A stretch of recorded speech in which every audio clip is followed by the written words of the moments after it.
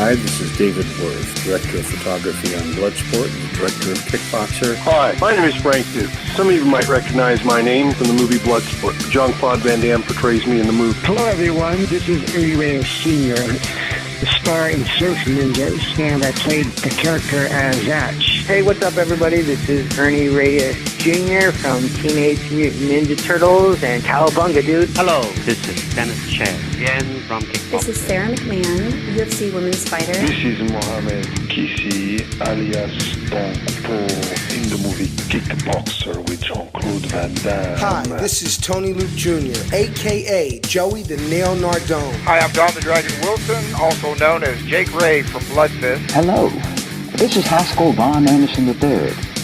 I was Winston Taylor in the movie Kickboxer. You're listening to Justin Ray Harvey.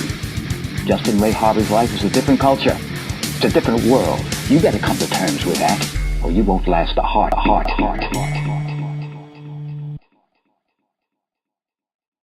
Hi, this is Christine Elise. I played Kyle in the movie Child's Play 2. And you're listening to Justin Harvey on The Justin Harvey Show. Hello, ladies and gentlemen, and welcome to a special weekend edition of The Justin Harvey Show.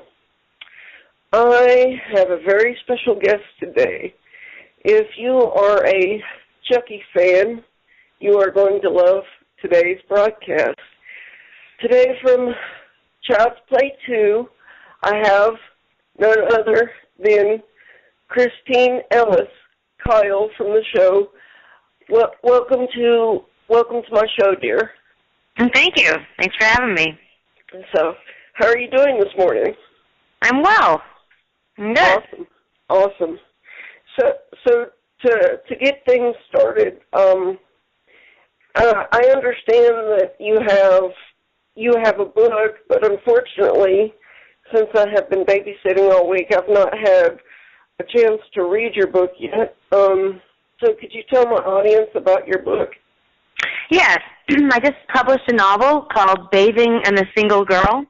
It's my first novel, and it is a comedy. It's a hilarious, it's meant to be just funny. It's a funny, dirty book, sort of a bit raunchy, but dirty, not in the sense of erotica, like 50 Shades of Grey dirty, but more like embarrassing, awkward sex stories. And while there's a great deal of foul language and some R-rated conversations, it's never titillating. It's always just awkward and embarrassing. I like to say it's as if 50 Shades of Grey had been written by Larry David. And Larry David is the Curb Your Enthusiasm guy, where he's just cranky and always gets himself in situations that are uncomfortable and awkward. And it's sort of that kind of comedy.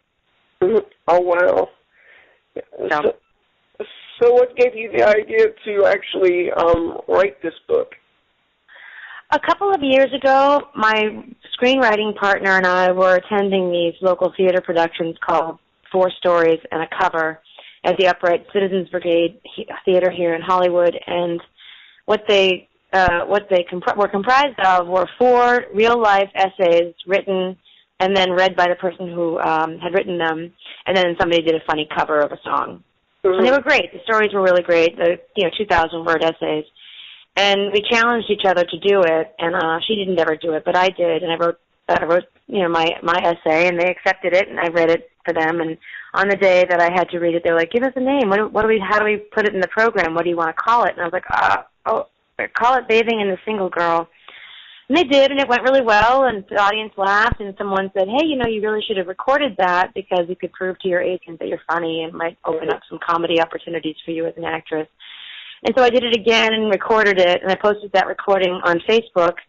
And then a friend of mine who's a cinematographer saw it and said, "That's really funny, but it's a really ugly bit of footage. You should do a short film of that and make it look prettier because it's so funny. It's worth the effort." So I did that too, and I made a 10-minute short film, which you can see for free on my website on bathingbook.com. If you go to the film or the movie, it says you can go and you can watch the actual short film. I did 100 film festivals with that film. It did really, really well on the film festival circuit. And then somebody saw it and said, "You know what? This is so funny. If you've got more funny stories, or if you can create some funny stories, it would make a really great novel." So I did that, and here we are. Oh, wow. So anything in this world or any situation can really inspire you folks. I mean, anything. Yeah. Apparently I'm really prone to suggestion. Apparently all you got to do is suggest that I do something. So I'm waiting for someone to suggest that I turn it into an HBO television series so that I can get that underway.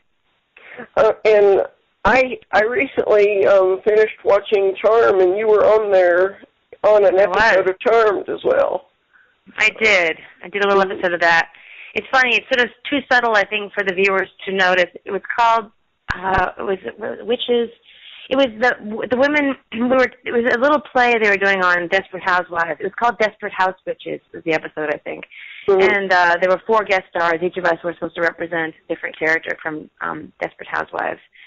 And I was the woman who's married to Bill Macy. What's that actress's name, the blonde from Desperate Housewives? If we know her name, I'll look it up real quick. I should know her name. She's a great actress. I'm embarrassed. I don't know it offhand.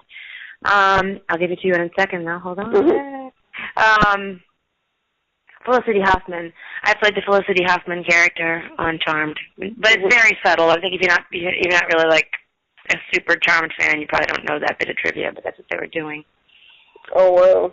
And I wanted to tell you, Christine, that when I told my mother a day ago that I was going to be interviewing you, because we have seen all the Child's Play films, and my mom knocked on my door last night, and she came in, and she said, "Oh my gosh!" I said, "What is it?" She said, "Do you not realize what she's been on?" And I'm like, "What?" And she's like, "She was on ER, and that was like one of my mom's favorite shows was ER."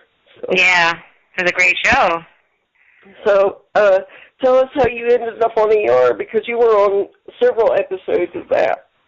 Yeah, I did a whole season of ER. I got ER because a couple of things that happened in my favor. One, a great many of the people in the writing and production end of that show were also involved with China Beach, a great television show from the late 80s about Vietnam. And I did 4 or 5 episodes of China Beach in their last season, so these people knew me. And I was told they were going to add a love interest for the Noah Wyle character on that show before it happened, but I didn't know what their idea for the character was. I didn't get the audition until the very last day. I was one of the last actors that auditioned for it. And apparently their prototype was Helen Hunt from Mad About You was the prototype for the character, but I didn't know that. And I got the appointment at like 10 o'clock in the morning and had to go in at noon, and I just went in as myself. At the time, I had sort of floppy blonde hair with a bunch of dark roots, and I went in with red lipstick and my engineer boots that I sort of wear as a security blanket, and oversized chinos, and was sort of went in as a tomboy version of myself, and they liked it, and they were like, "Okay, can you come back later and read again with Noah?" Which I did, and then I got the job. It was a Monday night at 7 o'clock. I got the job, and I worked Tuesday morning at 7 o'clock. So within 12 hours of auditioning, I was on the set. Oh, wow. And they changed the character from being a Helen Hunt type to being a Christine Elise type. So for the next year, I had to put on red lipstick and have my roots, whenever I had my roots touched up, I'd go to work and they'd blacken them back in with mascara. And so, yeah, so it was kind of I think, fortuitous for me that I didn't know what they were looking for, because they reinvented the character a bit for me.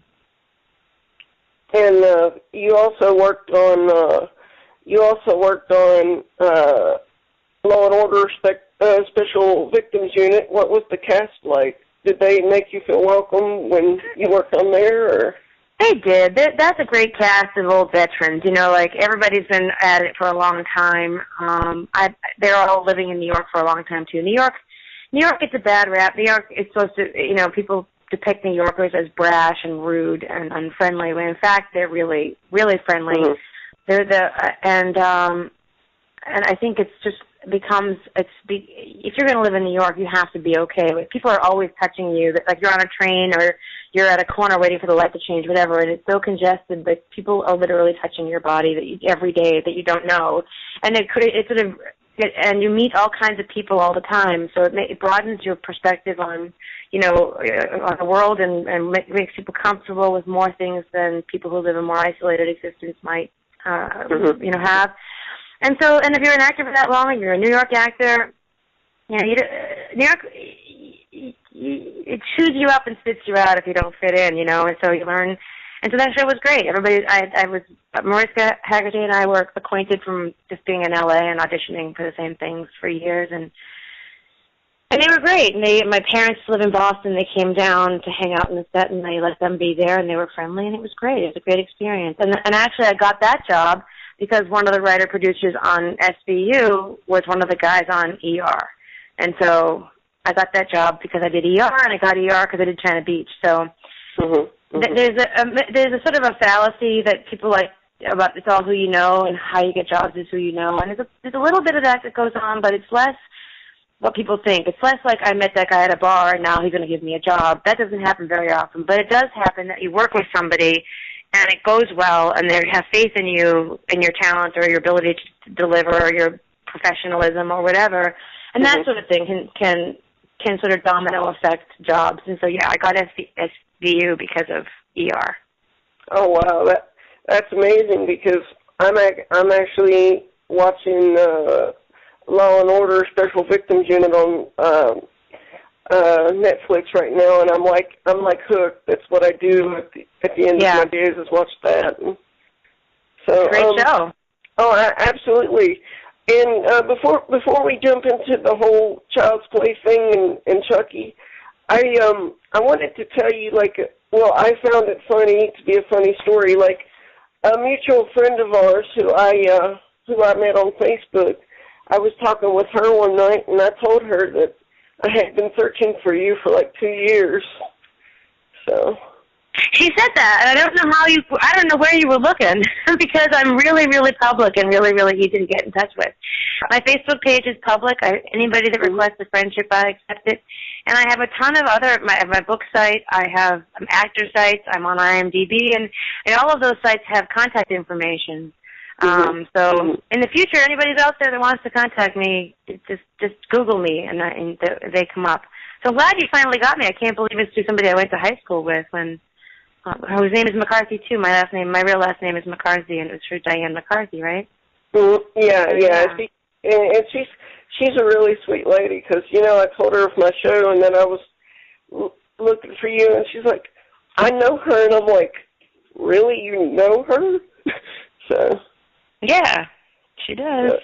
So it's a small world, When it comes to networking, it's a very small world.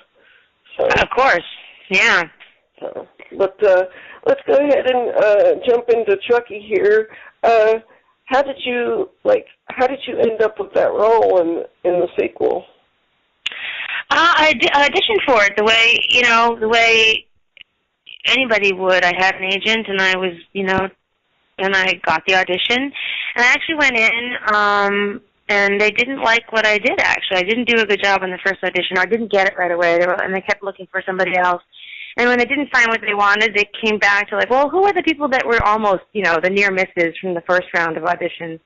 And I guess I was one of them, and I went back in, and I think a little bit of why it went well for me was at the time I was doing an episode, I had just done an episode of 21 Jump Street, and I was at the time working on the old version of Baywatch. There was a version of Baywatch that was on network TV that before the Pam Anderson auditions and that stuff happened. There was an earlier version of Baywatch. And I was doing it. I was actively doing the show, and so I had to, do the audition and then fast and then run to go work on the set of Baywatch. And I think a lot of actors will tell you this. You have a different, when you're already working and you have a job and you have a different headspace, and I think I went in a little bit more confident the second time because I had been working and I was in a hurry, and I didn't have that sort of stink of desperation about me, which, we all have it here and there. Jobs are exciting, and the higher the stakes are for a job, the more likely you are to go in and have a little bit of a desperate air about you. But I didn't. I think I was cockier because I was working and I was busy and I had to be somewhere. And that cockiness worked for the character. Oh, absolutely. And I think they responded to that. So it was just luck. It was luck that I was busy and luck that I actually had somewhere to be. And I was like, I don't have time for this. I have to go, you know. And so that I think that's what sort of gave me the edge over other girls that read. Now, if you can remember that far back, did any of your parts get cut that you would have wished that would have made the film? That's an actually interesting question, and I can't say that there were any. I feel like everything I did is in there. I don't know. I can't speak for everybody else, you know, but I think that everything I did was in there. I mean, it was, you know, my character. Yeah, I don't think anything was cut really. Nothing significant. Maybe a line here or there, but there aren't any scenes. I mean, if they put out some, you know, 25-year anniversary of the movie, and they put out cut out scenes, I don't think there really are any that involve me. And what was the most challenging part of doing the film, do you think? I can tell you very easily what that was. It was the fact that Alex was 7 years old at the time, and he was subject to child labor laws, so he had to work, 4 hours or 6 hours a day, whatever they were allowed him to work. And then he had to have tutoring, et cetera, also on set. So his work day was short. I mean, a baby, so it should be. And Chucky at the time took, I think, 7 or 9, I forget now, I think it was 7 puppeteers to run. And each of those puppeteers was a SAG, Screen Actors Guild, which is the actors' union. Each of them was a union actor working as a puppeteer. And so Chucky was 7 times as expensive as I was, because I was just one actor, and Chucky took 7 actors to make him work. So they didn't want those 7 guys on the clock for long hours, so they would shoot all of Alex's stuff first, because he was a baby and had to go home. And then they would shoot all Chucky's stuff, because Chucky was expensive, and then Chucky would go home. And then anytime you see me on camera, if you don't see Chucky or Andy in the frame with me, they probably weren't on the set at all. So what I was having to do was I'd take these C-stands, which are the metal stands. They put lights and stuff on. They call them C-stands. They would put, C-stands all around, like this red X on this C-stand, that represents Chucky. And this blue X over here on this C-stand, that represents Alex. And so they would, and then the script supervisor would just read Chucky's dialogue and Andy's dialogue, and I would have to do all of my acting to nothing, to a voice coming from behind me, because that's what, or a voice coming from a direction other than where I'm supposed to be looking. And then I'm trying to react to Chucky, who's supposed to be terribly scary, and react to Alex is supposed to be vulnerable and sweet, and there's nothing there but metal stands. And it was one of my earlier jobs, too. I wasn't particularly savvy. I wasn't particularly experienced. And so it was acting in the truest sense. I was acting completely in a vacuum for a lot of it. Wow. Fortunately, I couldn't have been more excited to have the job, and nothing threw me. I went into that job with such unbridled enthusiasm that nothing could have made me feel. I mean, I would go to work on days I wasn't scheduled to work. I just go in because I could, and I wanted to be hanging around it. I was really excited. So. And I actually hear that the voice of Chucky. I actually hear that he's a nice guy, and he's actually from Huntington, West Virginia, which is a couple hours from my home, actually. Really? I didn't know he was in West Virginia. I only met him I met him one time. What they did was they had us read our scenes, my scenes with Chucky, and him doing the Chucky voice stuff. Yeah, he's from Huntington, West Virginia. You're right. I was already a huge fan of his. I was completely starstruck by him from when Flew Over the Cuckoo's Nest and other jobs of his from, that predated Child's Play 2, Exorcist 3, and what was that? He did a great movie. I'm going to lose it now. At any rate, he had a long career that I had at Ragtime. Wise Blood, a movie called Wise Blood that I'm a big fan of. And so, anyway, he's a tremendous character actor, and I was completely starstruck. And so, but he was going to record all of the Chucky dialogue before we began shooting. So he wanted to hear how I was going to deliver my dialogue, so he would be able to accurately or effectively record Chucky's dialogue that would make sense with what I was doing. So I got to meet him that one time. He's the dad of the chicks in the last Child's Play 2, Child's Play 6, right? 6.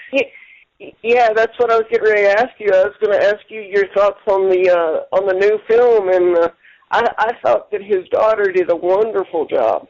She did a great job.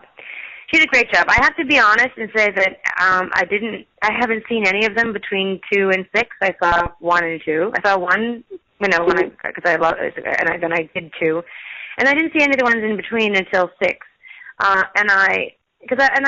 Just you can tell from observing from afar, I could see that they were going in a campier direction and less true to the horror genre, and that interested me less. I was really glad to see they had gone back to a more traditional horror format, and she did an amazing job.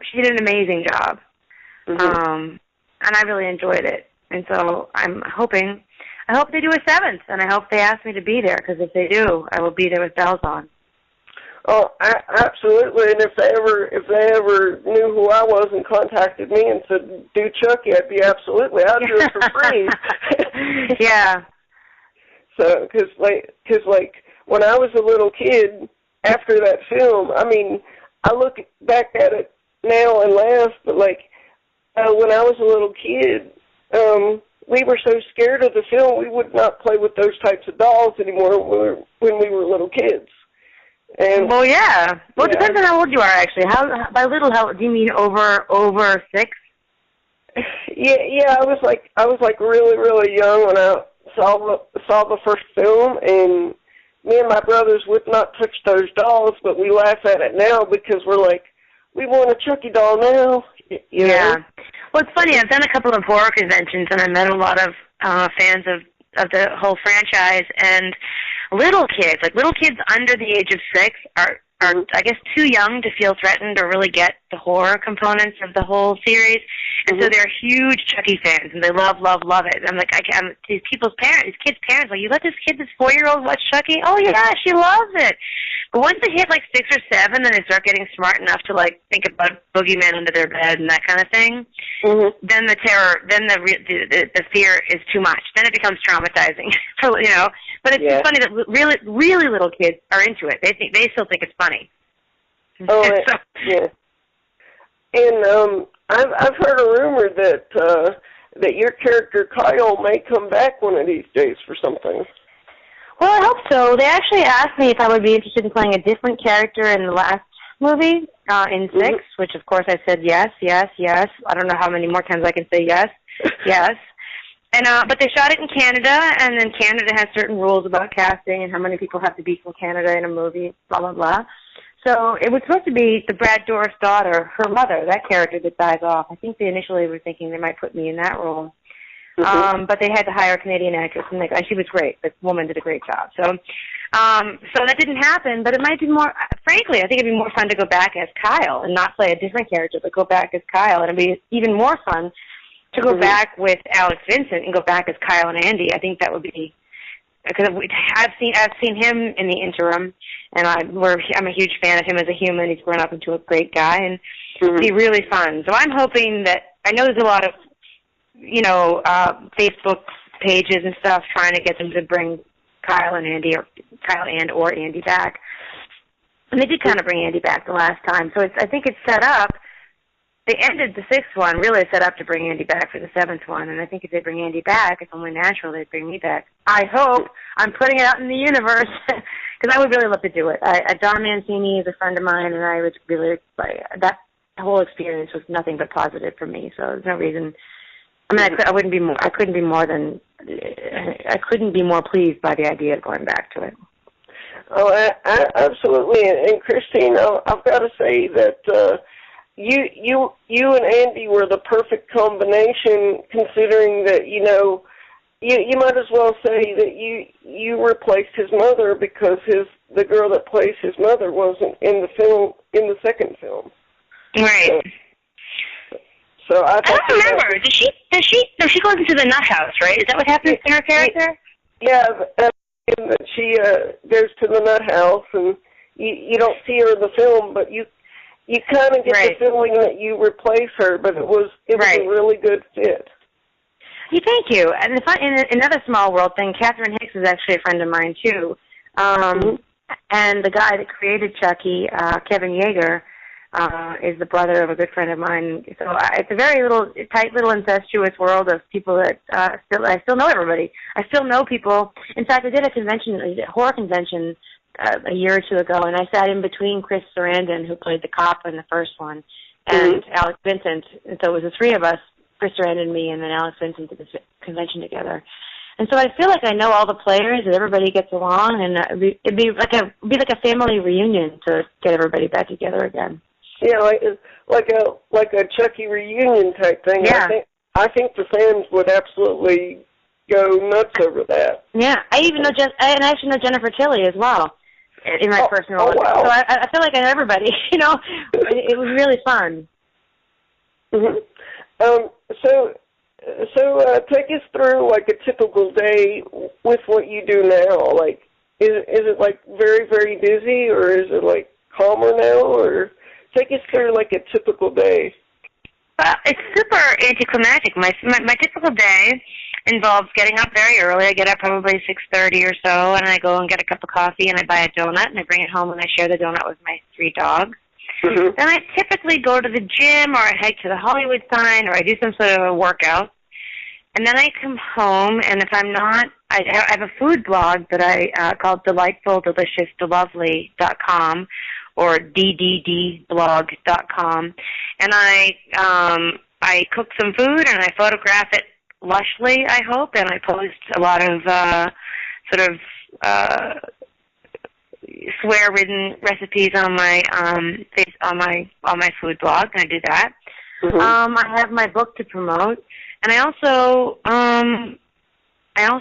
program for several regional film festivals. So I always have 25 or 30 movies as homework sitting on my desk, glaring at me, you know, waiting to be watched.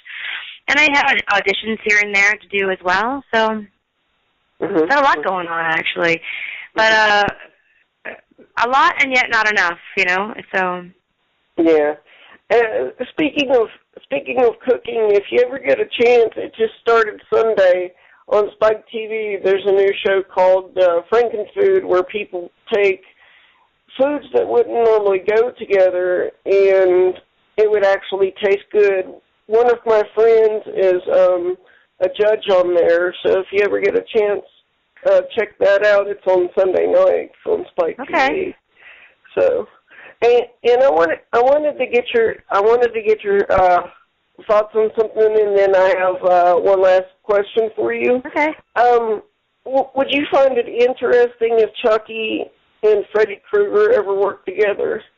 I've always wondered that. You know, it's funny because Chucky and Freddy Krueger were both created by the same guy, by Kevin Yeager. So there's a sort of a family element to it there. So I think kind of just for that reason, it would be fun. I personally, I don't like those hybrid things. I don't want to see Godzilla meets, you know, King Kong, kind of those. I think they get into camp too much. Although isn't there like a Terminator versus whatever, not Terminator, but there's one of those ones that I think Schwarzenegger was involved in that was actually full blown action and didn't get campy at all. But I really prefer Freddy and Chucky both at their horror purest. The first Freddy movie is, well, the first ones of both I think are best. The first Chucky movie is the best, and the first, you know, Nightmare on Elm Street is the best. But I think because I think they were truest to their genre, and I like that. I mean, the fact is, I think part of why the last Chucky movie worked so well was they putting that character in a wheelchair sort of took a little bit of the why can't this person overpower a 2.5-foot doll? You know, question mark. You know, she was somebody at a disadvantage, and you said that it ups the believability of her being able to be victimized by him. And I think it would be difficult to believe that. I mean, personally, I think if Freddy and Chucky were matched, Freddy's going to win quickly, you know. And so, I don't want to see that. I don't want to see Chucky. You know, I like the franchise. I want to see him prevail on some level. He has to be sort of he has to be some sort of a unbeatable villain for the movies to work.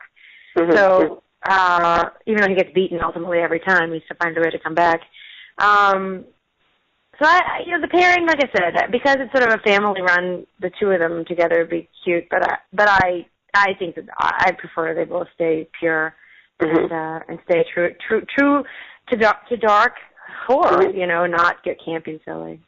Not that I don't love camp. My book is camp and silly. I'm not about goofiness, but Oh, and I wanted to tell you real quick too, since you mentioned wheelchairs and stuff. I've been confined to a wheelchair all my life, but I don't let it stop me from achieving well, anything. great. So you shouldn't. My boyfriend's brother's in a wheelchair for a long time too, and it hasn't stopped him. But it does. There's hurdles there. My boyfriend's brother is the first person in a wheelchair I've ever been close to, and so there's a whole world of other issues you guys have that I think the average person doesn't think about. But so I have great respect and empathy for what you're going through. It's definitely a challenge, and good for you for not letting it hold you back. Oh, absolutely. Because I think some people in the world have a misconception with people with disabilities. They think that you don't want to go out and have a good time, or you can't do this or you can't do that. And I've had several people tell me, "Oh, you'll never do like radio shows, or you'll never do this or do that," and I've always proved them wrong. Good for you. Good for you. The fact is, I was told that I couldn't do what I do too, for different reasons, obviously, and those are great motivators. People saying you can't do it sometimes is the best motivation. Sometimes you might not do it if somebody hadn't said you couldn't. So good for you. Sometimes people being negative is a really great and positive thing in your life. And I was going to ask you, and this would be my last question, where we can wrap this up anytime you would like. Obviously, you've done quite a bit in your acting career. It is 2014. What would you like to accomplish for this new coming year and everything? Well, my book is kind of is my priority. My book is my proudest achievement. Writing a novel is a whole thing, and I mean, it's something I've always aspired to do. And I'm a huge reader. I fetishize books. I collect first edition books. Books are sort of my passion. So to include myself even as marginally as I can now as an author is a proud thing for me. And tomorrow is my first reading. I'm doing a reading and a book signing in Pasadena, California tomorrow. My book is really my baby right now. It's only a couple months old. It came out in the last week of January, and it's such an individual effort and achievement. It's something I did completely on my own in every way. Movies and TV are collaborative efforts, and those are great too. And collaboration is wonderful for a lot of reasons, but so is individual effort. So the book is really my passion right now, and I kind of have to start to get into writing another one because it take a while to get done, But also, filmmaking is. I'm an actor not because I have a passion for acting, although I've come to really enjoy it. I'm an actor because I love the movie and its films. I love movies, not television. Of course, I watch television. I'm no different than anyone else, but it's movie making and movies and the big Universal logos and the MGM logos and things that inspired me to try to be an actor to begin with. And so I'd like to get more work as an actress too. I think I have worked a lot in the last couple of years, which is good and bad. I was able to write a book and do other things, but I think enough time has gone by that I have different things to offer to roles than I did last time. I was sort of really right in everybody's face. I think I'm a different actress now than I was then. I'd like a chance to explore, that stuff. What the 49-year-old version of me has to offer, rather than me playing 25. It's been, So yeah, I'd like to do a little bit of everything. I'm open to anything. I really am. Now, do you like martial arts films as well? Shorts? Oh, so have you ever seen like Bloodsport and Kickboxer and? Oh no, I'm not an action fan. Really? No, isn't that funny? I'm not. I'm a more of a dark independent drama kind of a person. Independent, smaller budget, smaller films are sort of where my taste. Like Pet Sematary and stuff like that, right? Like that's a horror movie. Not horror movies. I'm actually not a horror fan. Really? I'm not. That isn't to say that I don't enjoy a horror movie here and there, but I'm not. I don't tend to watch all of a franchise. Like I saw the first Freddy, and I don't know that I've seen any of the other ones. And I've seen, the first couple of, what's the one with Jason with the mask? What are those called? Friday the 13th. No, Halloween. Oh, Friday the 13th. Okay. Yeah. You're thinking of Halloween was the whole Michael Myers thing. Yeah. The mask. Yeah, that's what you were thinking of, because they have the old films, and then Rob Zombie did some remakes. Yeah. I've actually seen some of his, and I like his remakes. I like his style. I think I really like sort of updated contemporary stylizing that he's brought to the whole. And he's truly a fan of the genre, so it's great to see somebody who really is a fan take the reins rather than somebody who just got the job for, randomly. But my favorite horror movie of all time is The Exorcist, I think. Classic film, and I haven't seen it yet, but they also remade the Carrie film. I know, they did. Yeah. And I can't even bring myself to watch that because the first one is so perfect. Yeah. I hate to see these things, messed with. I'm an old lady. I'm 49, and I'm a stickler. I'm kind of a purist. I like what I like, and I like it the way I liked it. I'm turning into an old lady. Like, pretty soon we own that kid's song. Get off my lawn, you kids! I'm just from that. I can't stand these remakes. If they want to show these films, I think that they should just re-release them or do something with them, because it kind of takes away from the originals, Nothing takes away from the original. Remaking Psycho doesn't ruin the first Psycho. It doesn't take away from the original. Actually, you may be right, actually. In retrospect, I think it does only in that you have a new generation of people who think that the Psycho with Vince Vaughn in it is the only Psycho. And so there is that, I suppose, that people think if they hear the title and think they've seen the movie and that what they've seen was the lesser remake and not the original classic film. So I guess you're right, actually. It does take away from it in that way. But for me, I don't care how many times, if they remade The Exorcist, which they couldn't possibly, but if they did, for me it wouldn't take away from the original because the original's already under my belt, Because,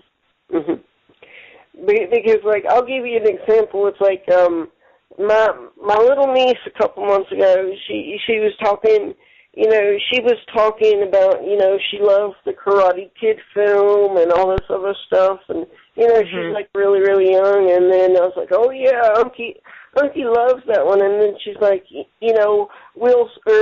Jackie Chan and this and that, and I'm like, honey, that's not the original. Whenever you want the original, talk to Unky, and Unky will show you the original.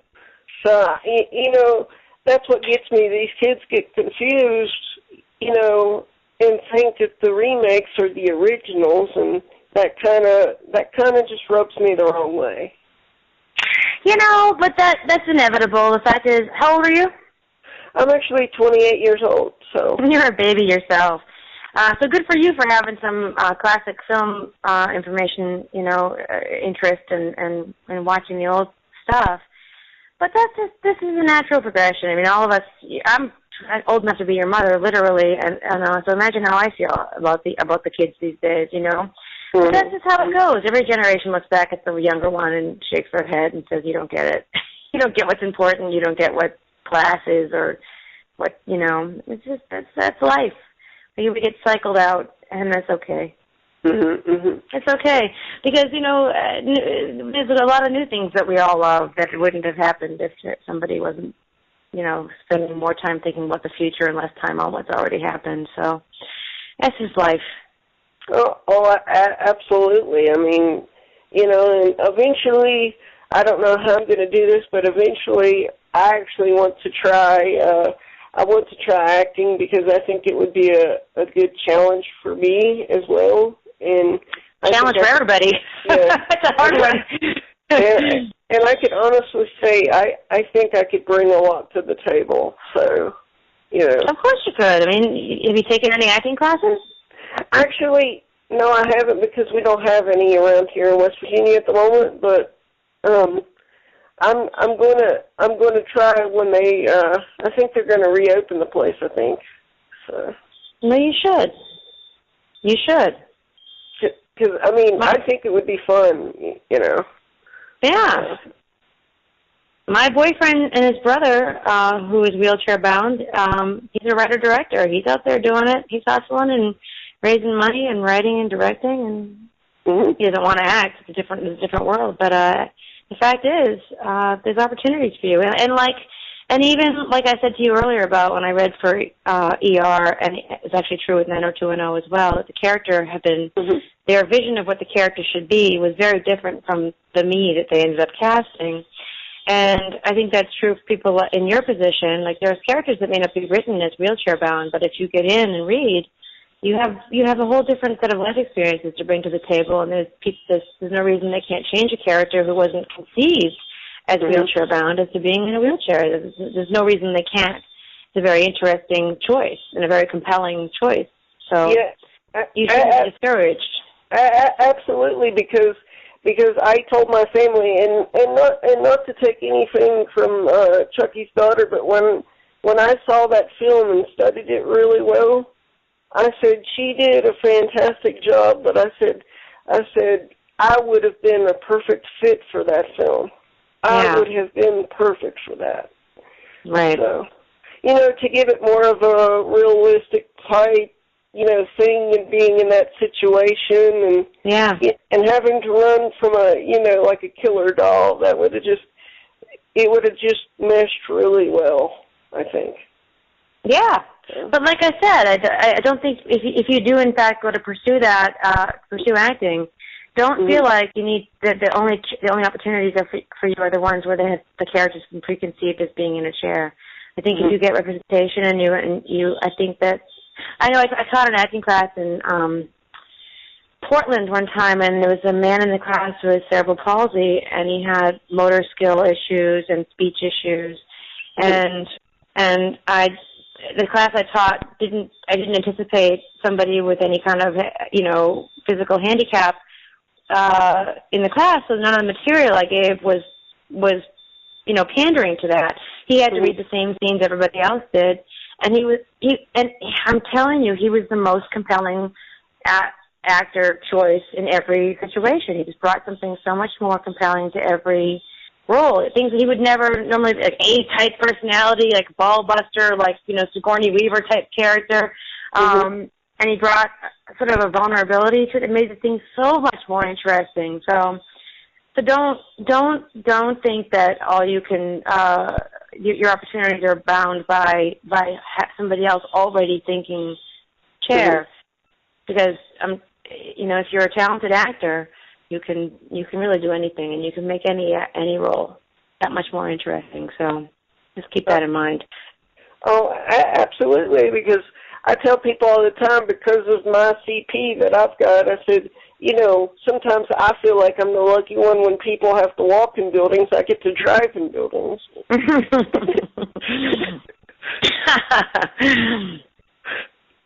Well, I hope you pursue it. I hope you do pursue it, because I think it's great. So, and Christine, I'm going to go ahead and let you do what you have to do this afternoon and wrap up the show. But if there's anything else that you ever want to promote, I do hope that you will come back to the show. Of course. And I just want to say in closing that if anybody who's listening is interested in anything that I do, if they go to www.bathingbook.com, my Twitter account, my Instagram account, my Facebook account, my actress account, everything's there. You can see the short film, a 10-minute short film. It's full of swears, I promise, but it's funny. And it's all right there at bathingbook.com. And so you can follow me and all of my myriad internet personas. I'm out there ready to be reached. Oh, absolutely. And if people can't remember and want Christine's links, you can always ask me, and I can direct you to her pages because we're friends on Facebook, and I'm following her on Twitter. So, yay! So you've got backup now, Christine. So. Excellent. Thank you. So thank you for being on the show. Thanks for having me. It's great talking to you.